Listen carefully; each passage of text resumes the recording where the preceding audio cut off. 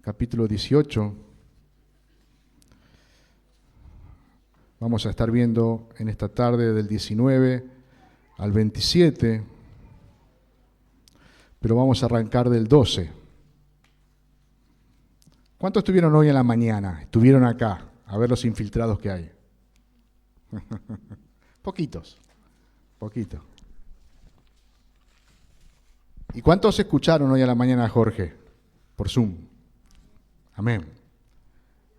Porque sabe que yo le decía que era una continuación, siempre es una continuación, porque estamos predicando expositivamente y consecutivamente. Entonces, vamos predicando versículo tras versículo, pero lo que hoy predicó Jorge por la mañana es la misma secuencia que sigue por la tarde. Entonces está muy conectado. Y esto no quiere decir que Dios no va a volver a ministrar nuestro corazón. Pero para que estemos si hemos escuchado la mañana, vamos a estar más en onda con lo que pasó en esta situación. Así que abramos Lucas 18 y vamos a leer a partir del versículo 12. Dice: entonces la compañía de los soldados, el tribuno y los alguaciles de los judíos prendieron a Jesús y le ataron, y llevaron primeramente a Anás, porque era suegro de Caifás, que era sumo sacerdote aquel año. Era Caifás el que había dado el consejo a los judíos de que convenía que un solo hombre muriese por el pueblo. Y seguían a Jesús Simón Pedro y otro discípulo. Y este discípulo era conocido del sumo sacerdote, y entró con Jesús al patio del sumo sacerdote. Mas Pedro estaba afuera, a la puerta. Salió pues el discípulo, que era conocido del sumo sacerdote, y habló a la portera e hizo entrar a Pedro. Entonces la criada portera dijo a Pedro: ¿no eres tú también de los discípulos de este hombre? Dijo él: no lo soy. Y estaban en pie los siervos y los alguaciles, que habían encendido un fuego, porque hacía frío, y se calentaban también con ellos. Estaba Pedro en pie, calentándose. Y el sumo sacerdote preguntó a Jesús acerca de sus discípulos y de su doctrina. Jesús le respondió: yo públicamente he hablado al mundo. Siempre he enseñado en la sinagoga y en el templo, donde se reúnen todos los judíos, y nada he hablado en oculto. ¿Por qué me preguntáis a mí? Pregunta a los que han oído, que les haya yo hablado. He aquí, ellos saben lo que yo he dicho. Cuando Jesús hubo dicho esto, uno de los alguaciles que estaba allí le dio una bofetada diciendo: ¿así respondes al sumo sacerdote? Jesús le respondió: si he hablado mal, testifica que está mal. Y si he hablado bien, y si bien, ¿por qué me golpeas? Anás entonces le envió atado a Caifás, el sumo sacerdote. Estaba pues Pedro en pie, calentándose, y dijeron: ¿no eres tú de sus discípulos? Él negó y dijo: no lo soy. Uno de los siervos del sumo sacerdote, pariente de aquel a quien Pedro había cortado la oreja, le dijo: ¿no te vi yo en el huerto con él? Negó Pedro otra vez, y enseguida cantó en gallo. Como vimos esta mañana, este juzgamiento de Jesús primeramente por los líderes religiosos, y la negación de Pedro se encuentra en los 4 evangelios. Estos acontecimientos, tanto la presentación de Jesús ante los líderes religiosos y la negación de Pedro, se encuentra en los 4 evangelios. Pero si nosotros leemos tanto Mateo como Marcos, como Lucas y Juan, vamos a ver que tienen enfoques distintos, que nos hablan de la misma situación, pero no todos nos cuentan las mismas cosas. Hermanos, y primeramente es importante resaltar que no se contradicen entre sí. No es que uno dice una cosa y el otro dice otra, no. Los 4 evangelios están contando lo que sucedió esa noche. ¿Qué pasó ese día? No hay contradicción. Pero sí podemos ver que cada uno tiene su enfoque, que cada libro tiene su propósito. Cada escritor que escribió cada evangelio fue guiado por el Espíritu Santo. Y cada palabra que está en el evangelio tiene un porqué, tiene un propósito. Y el mismo Juan nos cuenta cuál es el propósito con el cual escribió este libro. Por eso es importante que cuando nosotros leemos Juan, podamos ver con qué propósito Juan puso estas cosas. ¿Para qué Juan puso estas cosas? Cosas que Juan puso en este evangelio, capaz que no se relatan en el otro evangelio. Pero Juan tenía un propósito especial. Pero tenemos que estar en claro que son cosas que pasaron. Son cosas que sucedieron. No hay contradicción alguna. Y todo lo que está es para nosotros. Es para que realmente podamos conocer cuál es la voluntad de Dios. También tenemos que saber que Juan escribió este evangelio varios años después que los 3 evangelios sinópticos, que los 3 primeros. Y Juan ya sabía lo que se había escrito. Y él quiso poner énfasis en ciertas cosas especiales. Pero leamos 20, yo se los leo, Juan 20, 30, el final, donde ahí está el porqué de este libro. Juan dice, hizo además Jesús muchas otras señales en presencia de los judíos, las cuales no están escritas en este libro. Juan dice, Jesús hizo un montón de señales, pasaron un montón de cosas que no están escritas en este libro. Y el versículo siguiente dice, pero estas se han escrito para que creáis que Jesús es el Cristo, el Hijo de Dios, y para que creyendo tengáis vida en su nombre. Las cosas que Juan escribió en este evangelio es para salvación, es para vida, es para que creamos en Jesús como el unigénito Hijo de Dios. Juan dice que Jesús fue llevado a Caifás, al sumo sacerdote, pero no cuenta nada de lo que hablaron, ¿no? Vamos a ver acá en el libro de Juan que Juan habla de que luego de Anás, él envió a Jesús al sumo sacerdote, que era Caifás, pero no dice que habló Jesús con Caifás. En cambio, los otros 3 evangelios cuentan que le preguntó Jesús a Caifás, lo que Jesús habló con Caifás. Por eso vemos que Juan es distinto. Juan es el único de los 4 evangelios que lo nombra a Anás en este acontecimiento. Ni Mateo, ni Marcos, ni Lucas nombran a Anás. Pero Juan nombra a Anás. Y si vemos cómo Juan presenta esta situación, lo hace de una manera muy particular.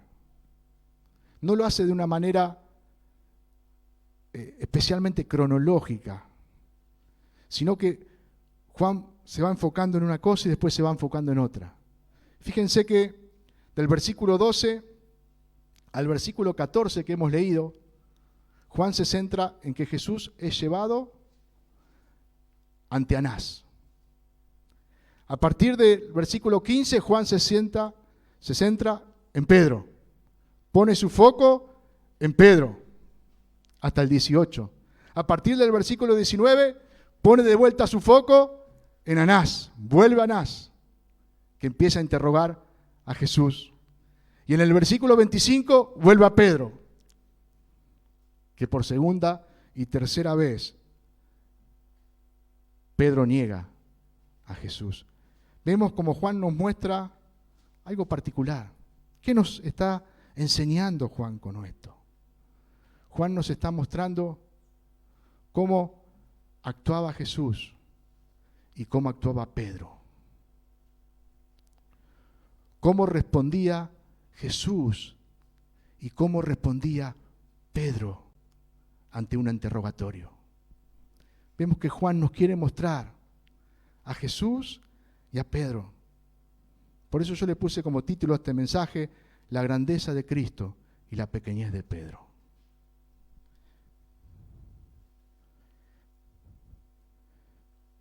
Juan nos muestra la santidad de Cristo y la pecaminosidad de Pedro. Juan nos muestra el poder de Cristo y la incapacidad de Pedro.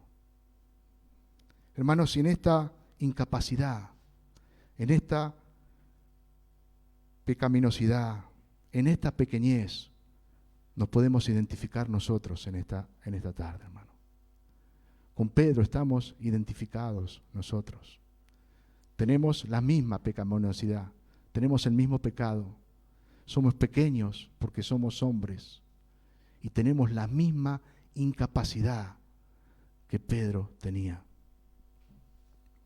El versículo 19 que hemos leído dice: y el sumo sacerdote preguntó a Jesús acerca de sus discípulos y su doctrina. Vemos que Juan comienza nombrando y el sumo sacerdote. Parecería como si Juan se estuviera equivocando o si estuviera contradiciendo, porque había dicho que el sumo sacerdote era Caifás y después iba a decir que el sumo sacerdote era Caifás también, porque lo iba a enviar a Caifás, dice, que era el sumo sacerdote. ¿Será que que Juan se contradice? No. Como escuchamos hoy en la mañana a Jorge explicó qué era lo que estaba sucediendo. Normalmente para los judíos el sumo sacerdote era un puesto que recién quedaba vacante cuando éste se moría. Pero ¿qué pasó? Los judíos estaban sujetos a Roma. Los romanos dominaban a los judíos y ellos no querían que un solo hombre tuviera tanto poder por mucho tiempo. Entonces decidieron que ese sumo sacerdote fuera renovado, fuera cambiado, que no fuera mantenido por mucho tiempo en el tiempo. Pero Anás consiguió que fueran nombrados sumos sacerdotes los miembros de su familia. Por eso fueron los hijos de Anás, y aquí estaba el yerno de Anás. Caifás era el yerno de Anás como el sumo sacerdote. Pero Anás era como un sumo sacerdote encubierto, ¿no? Anás como que manejaba los hilos por atrás. Y Juan conocía bien esta situación, ¿no? Y Juan sabía el peso que Anás tenía. Por eso Juan relata que al primero que lo llevaron a Jesús, como medio ilegal, porque no era legal, porque Anás no era el sumo sacerdote, no era un juicio legal. Y encima vamos a ver que era de noche, no se podía juzgar, por la ley judía no se podía juzgar de noche, tenía que ser de día. Así que fue medio en la oculto, en la oscuridad, que estos alguaciles llevaron a Jesús ante Anás. Porque Anás era el que movía todo. Como se dice hoy, Anás era el que cortaba el bacalao. Era el que manejaba todas las cosas. Y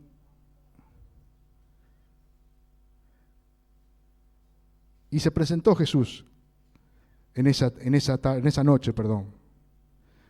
Por eso Juan dice que era el sumo sacerdote, porque tenía el mismo o más poder que el sumo sacerdote, pero estaba contradiciendo sus propias leyes. Como le decía, aquello que ocurrió en esa noche no era legal.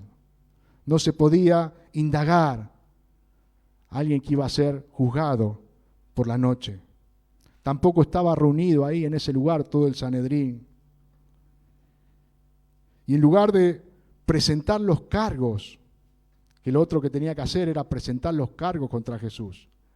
Antes de Jesús ser interrogado, él tenía que mostrar por qué lo querían juzgar. En lugar de presentar los cargos, Anás le preguntó a Jesús acerca de sus discípulos y su doctrina. Quería ver a ver si Jesús decía algo que lo inculpara. Quería incriminar a Jesús, pero no tenía con qué. No tenía cargos. ¿Y cuál fue la respuesta de Jesús? Cuando este hombre que no tenía escrúpulos comenzó a indagar a Jesús, atado, Jesús le dijo: yo públicamente he hablado al mundo. Siempre he enseñado en la sinagoga y en el templo, donde se reúnen todos los judíos, y nada he hablado en oculto. ¿Por qué me preguntas a mí? Pregunta lo que has oído que les haya yo hablado.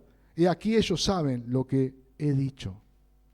Jesús pareciera como que le está enseñando a Anás: Anás, tenés que traer testigos para enjuiciarme.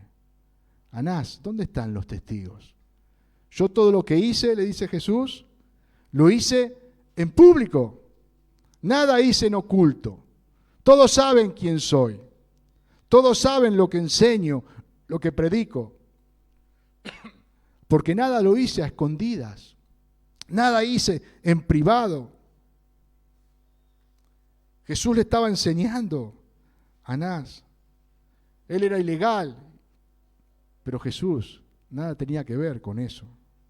En lugar de presentar cargos contra Jesús o alguna evidencia, comenzó a indagarlo.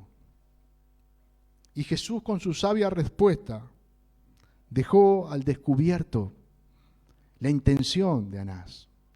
Dejó al descubierto lo que había en el corazón de Anás. Jesús ya sabía, porque Jesús conoce el corazón de todos. Jesús ya sabía lo que había en el corazón de estos hombres, pero lo dejó a descubierto de todos los que estaban ahí. Lo dejó el más parado a Anás, el cual no tenía con qué acusarle. Porque Jesús, todos eran testigos. Mismos aguaciles, ¿se acuerdan que habían ido a aprender a Jesús con anterioridad? Y se quedaron sorprendidos de lo que Jesús enseñaba. Todos eran testigos de las enseñanzas de Jesús. Y que Jesús nada hacía en oculto, en privado. Jesús le dice: en las sinagogas he enseñado, en el templo he enseñado. Y vemos, si vamos a los evangelios, vamos a ver que todo esto es real. Yo le voy a leer algunos pasajes. Mateo 4:23 dice: y recorrió Jesús toda Galilea, enseñando en las sinagogas de ellos y predicando el evangelio del reino y sanando toda enfermedad y toda dolencia en el pueblo. Jesús entraba a una ciudad y iba a la sinagoga y comenzaba a enseñar. Mateo 9:35, recorría Jesús todas las ciudades y aldeas, enseñando en las sinagogas de ellos y predicando el evangelio del reino y sanando toda enfermedad y toda dolencia en el pueblo. Lo mismo. Jesús no hacía nada oculto, nada privado. Mateo 12:9, pasando de allí, vino a la sinagoga de ellos.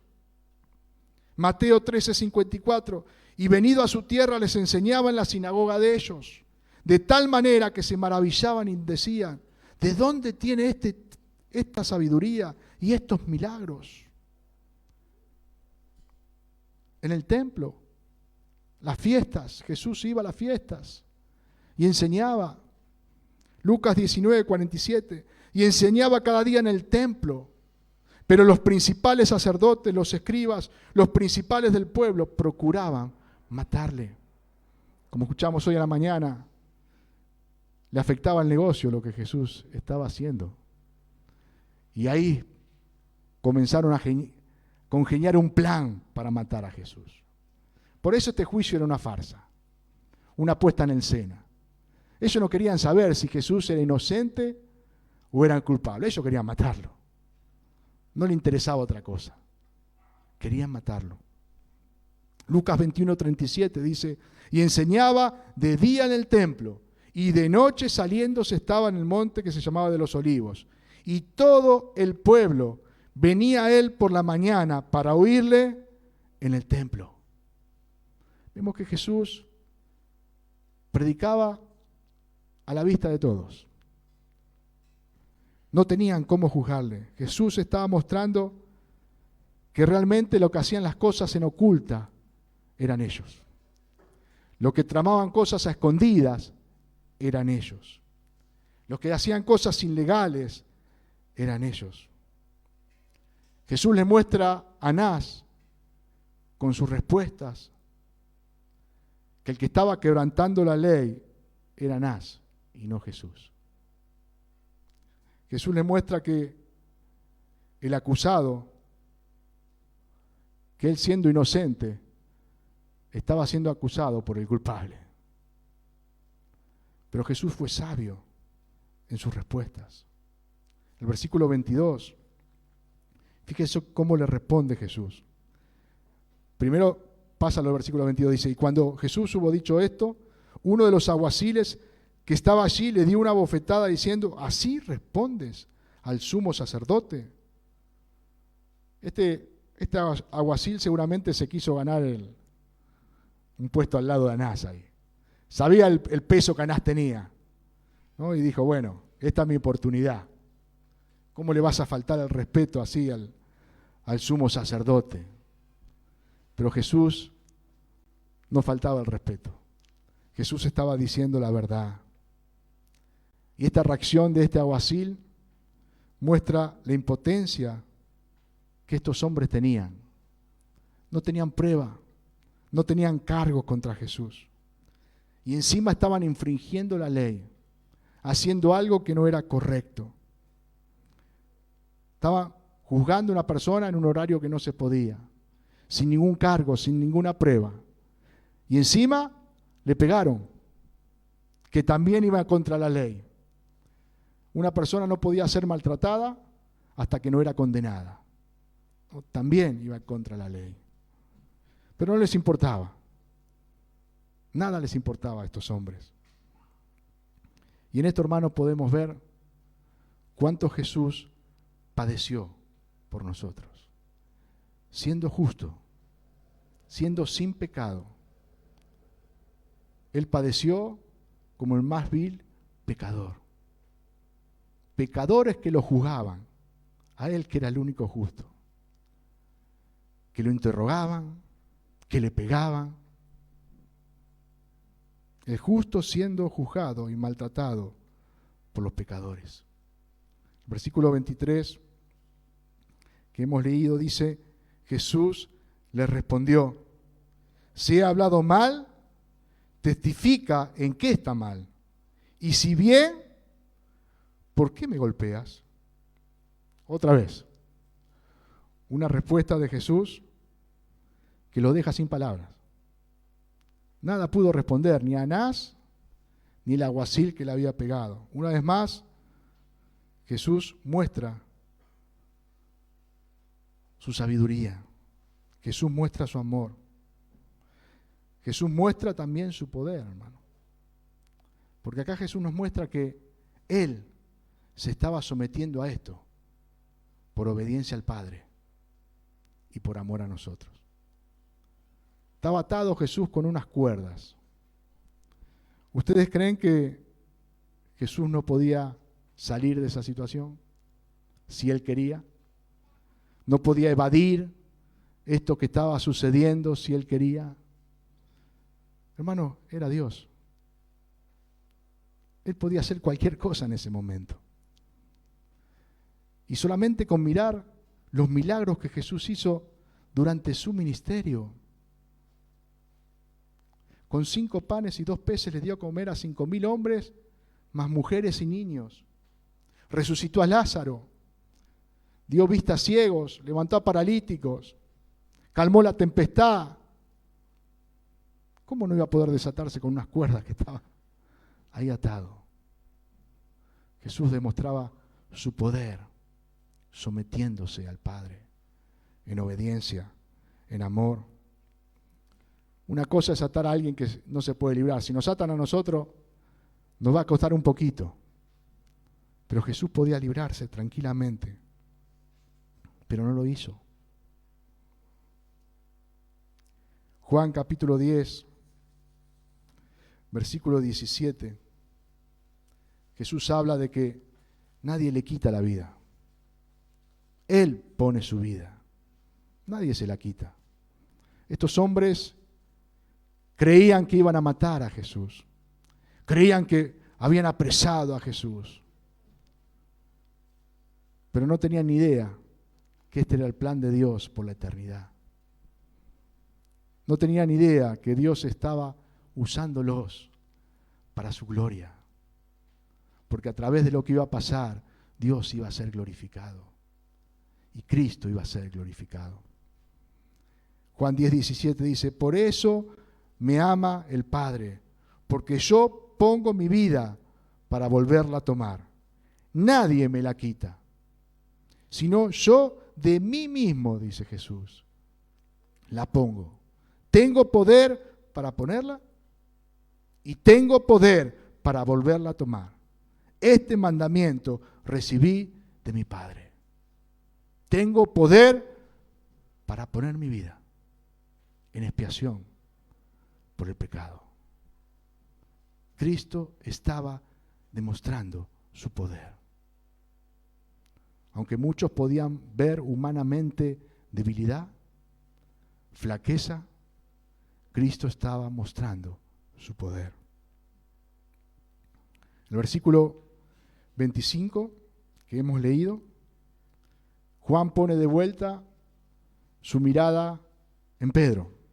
¿No? Ya vimos hoy a la mañana, por primera vez Pedro negó que era discípulo de Jesús, cuando una simple criada, una portera, tú no eras, pobre Pedro, lo conocían todos ahí adentro, ¿no?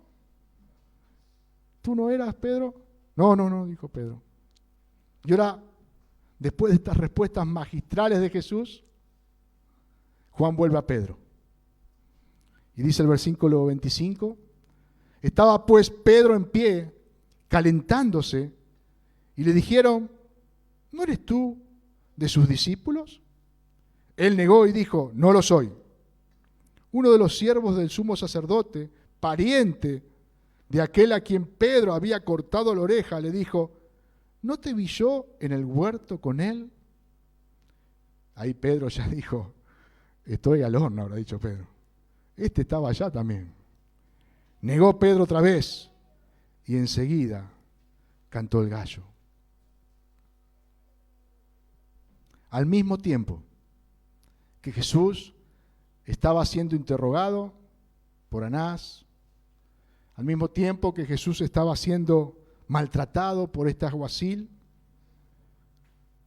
poniendo su vida por Pedro y por cada uno de nosotros. Pedro estaba siendo interrogado, primero por la portera, ahora por aquellos que estaban en el patio al lado de él, por el pariente al cual Pedro le había cortado la oreja, el tal llamado Malco. Podemos decir, si miramos el ministerio de Jesús, que Pedro era, no voy a decir el discípulo más cercano, pero voy a decir uno de los tres, Pedro, Juan y Jacob. Eran los tres discípulos más cercanos a Jesús. Podemos decir, eran los tres discípulos más fieles. Y Pedro, dentro de esos tres, era el que más resaltaba, el que siempre se animaba a algo más, ¿no? Cuando Jesús, en medio de la tempestad, vino caminando por el mar, ¿quién salió a su encuentro? Pedro, caminando sobre las aguas.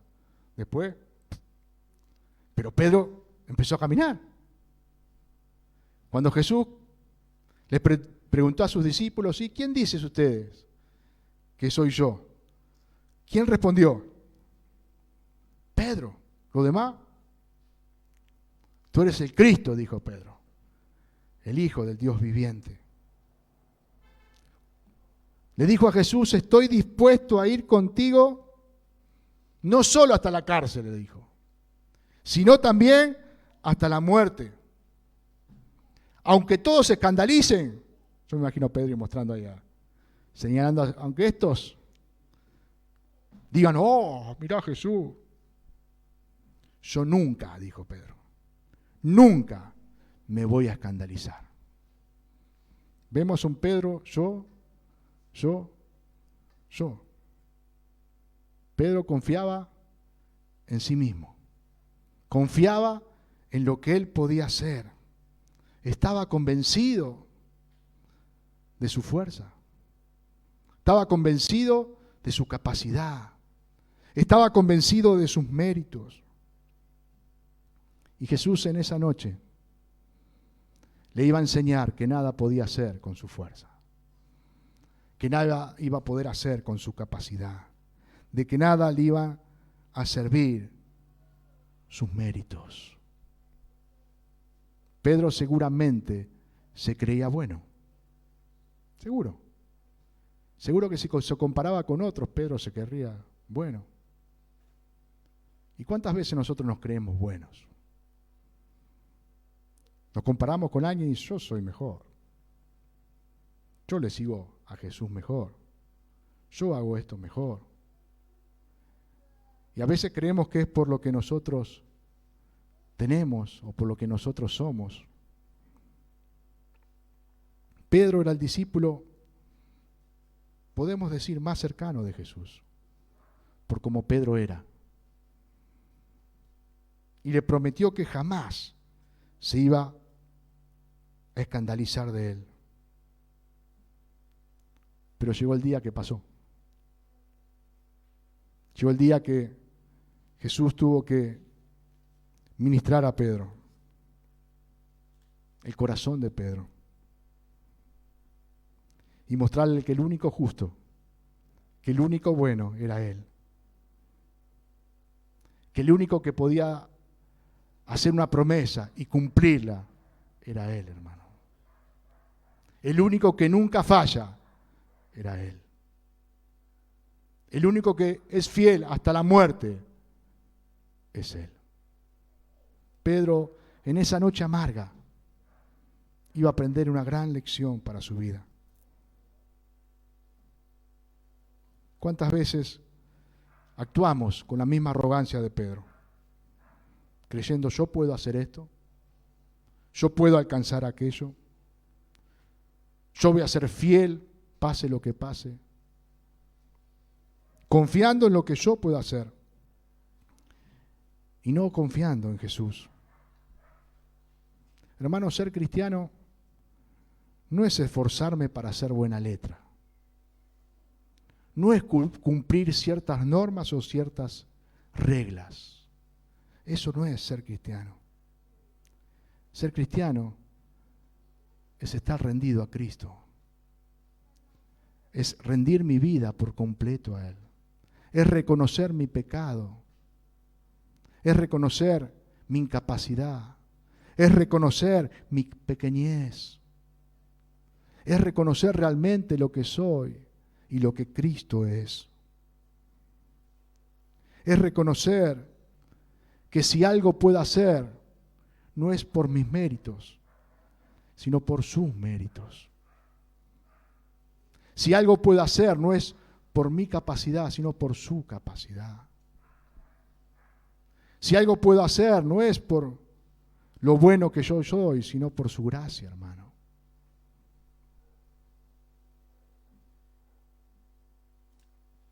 El apóstol Pablo, en la carta a los Corintios, dice: pero por la gracia de Dios soy lo que soy. Y su gracia no ha sido en vano para conmigo. Antes he trabajado más que todos ellos, pero no yo, sino la gracia de Dios conmigo. Pablo estaba hablando de su ministerio. Pablo estaba hablando de su apostolado. Estaba hablando de lo que él había hecho, que eran muchas cosas que Pablo había hecho. Pero fíjense que Pablo comienza diciendo: pero por la gracia de Dios soy lo que soy. Todo lo que tengo y lo que soy es por su gracia. Y su gracia no ha sido en vano para conmigo. Y ahí dice: he trabajado más que muchos, más que todos ellos he trabajado. Pero reconocía que no había sido él, sino la gracia de Dios obrando en su vida. Hermano, nuestra confianza tiene que estar plenamente en Jesús. Siempre. Cuando estamos bien y cuando estamos mal. Cuando pecamos, acudimos a Él, arrepentidos para que Él nos perdone. Y ¿sabe qué? Cuando hacemos algo bien, más tenemos que acudir a Él. Reconociendo que es por su gracia. Reconociendo que no soy yo, sino que es Él. Muchas veces estamos a un paso de la arrogancia, a un paso de la soberbia. Yo te conozco más porque tengo más sabiduría. No, por la gracia del Señor, que a través de su palabra trajo luz a tu corazón. No te creas más que el otro. Somos todos iguales delante de su presencia, hermano. Si pudimos alcanzar un poquito más, es por su gracia. Es por su gracia.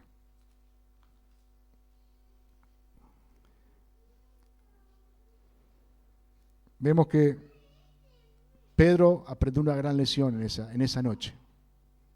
Y dice Lucas, relatando el mismo acontecimiento: entonces, vuelto el Señor, miró a Pedro. Y Pedro se acordó de la palabra del Señor. Pedro, cuando Jesús lo miró, se cruzaron ahí en el patio. Pedro estaba ahí calentándose con aquellos que había dicho no. Y en el último no, salió Jesús, que lo llevaban ante Caifás. Y dice Lucas que Jesús lo miró a Pedro. Y fue como un puñal seguramente para Pedro esa mirada de Jesús. ¿Saben por qué fue como un puñal? Porque Jesús lo miró con amor a Pedro. ¿Se acuerdan que Jesús había orado por Pedro? Que Jesús le dijo: Pedro, vas a ser zarandeado. Pedro, van a pasar cosas en tu vida. Pedro, esa arrogancia, esa confianza en vos que vos tenés, va a ser sacudida. Pero yo he rogado para que tu fe no falte. Y una vez vuelto, confirma a tus hermanos. Jesús amaba a Pedro a pesar de Pedro, sabiendo lo que Pedro iba a hacer. Y lo miró. Y antes que el gallo cante, me negarás 3 veces, Pedro se acordó. Y dice, saliendo afuera, lloró amargamente. Pedro se arrepintió. Hubo dolor en su corazón, pero es necesario que Pedro pasara por esa situación. Pedro le había fallado a Jesús, pero Jesús no solo que lo perdonó, sino que fue Jesús el que le buscó. Fue Jesús el que buscó a Pedro. Fue Jesús el que se acercó a él. Fue Jesús el que expresó las primeras palabras hacia Pedro. Vamos a Juan 21, al final de este libro. Juan 21, 15.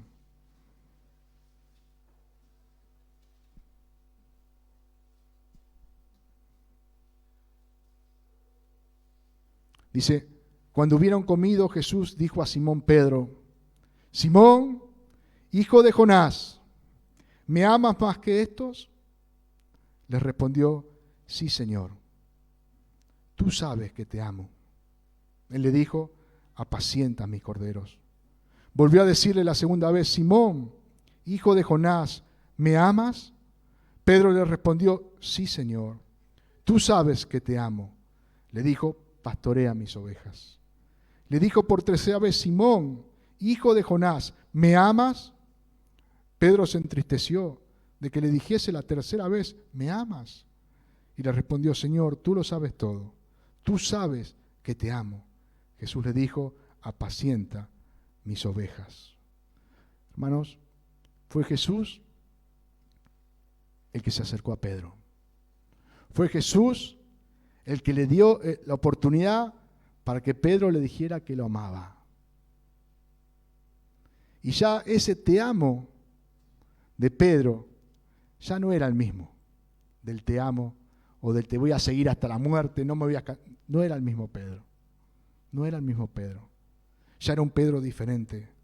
Seguramente ahora Pedro no iba a seguir a Jesús y amarle con sus fuerzas, o con su amor arrogante y egoísta, sino que iba a seguirle y amarle porque Cristo le amó primero, porque Cristo murió por él, aunque él le haya negado 3 veces. Y luego que el Espíritu Santo, que el mismo Dios vino a habitar en el corazón de Pedro, vemos a un Pedro transformado, a un Pedro que se seguía equivocando, seguía siendo pecador, hermano, como nosotros. Hoy vimos por la mañana como Pablo le reprendió por algo que no estaba bien, pero era un Pedro que tenía una actitud distinta. Su confianza estaba en el Señor. Sabía que era el Señor que hacía todas las cosas.